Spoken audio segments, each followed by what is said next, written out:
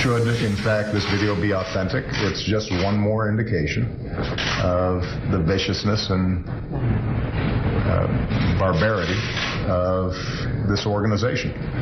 And it, I think, will redouble the vigilance and determination on the part of a global coalition to make sure that they are degraded and ultimately defeated. Back now for hour two of America's Forum. I'm J.D. Hayworth. President Obama there yesterday discussing the execution of a Jordanian pilot by the terror group ISIS. According to Reuters, the White House is still working to confirm the authenticity of the video. But while our president is in a waiting mode, Jordan's King Abdullah has already taken action. Overnight, he ordered the execution of 2 jihadists. Joining us now, former Virginia Governor Jim Gilmore.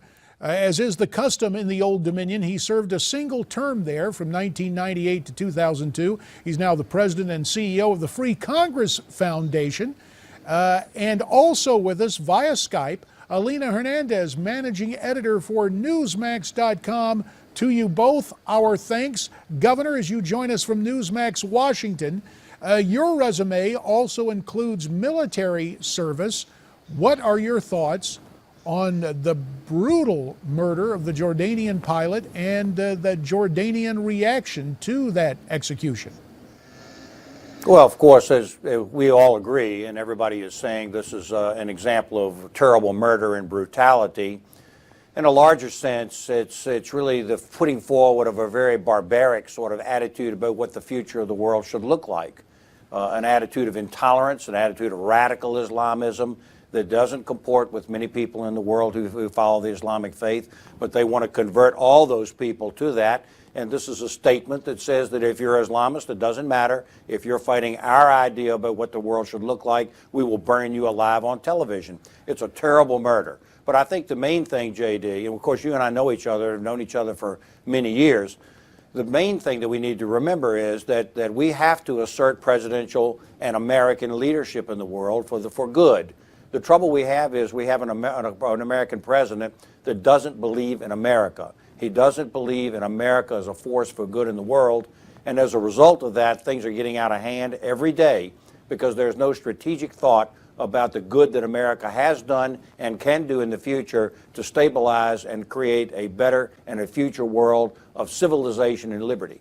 And Jim, I want to get into more of that specifically, but let me call on Alina Hernandez of our parent organization, Newsmax.com, because Alina, you've seen how social media can galvanize and mobilize people in terms of the international perception of ISIS.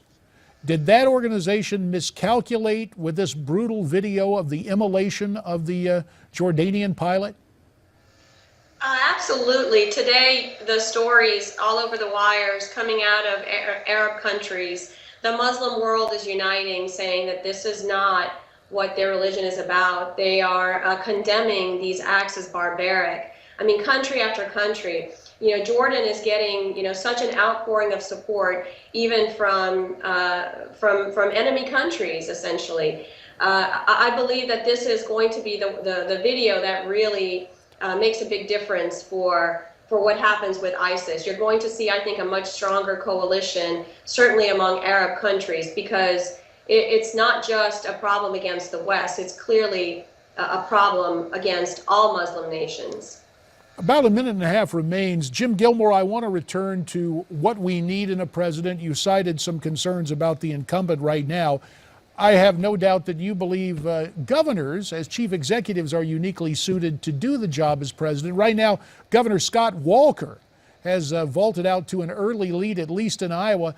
The governor was recently asked about ISIS. Let's listen to his response, and then we'll get your reaction.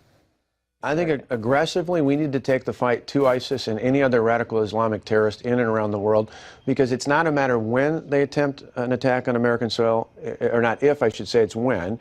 And we need leadership that says clearly, not only amongst the United States, but amongst our allies, that we're willing to take appropriate action.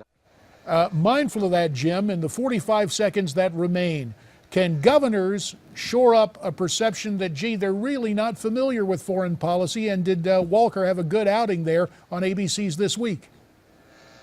Well, I've seen some commentary that indicated that he did not, that it was more bromides than it was actual policy positions.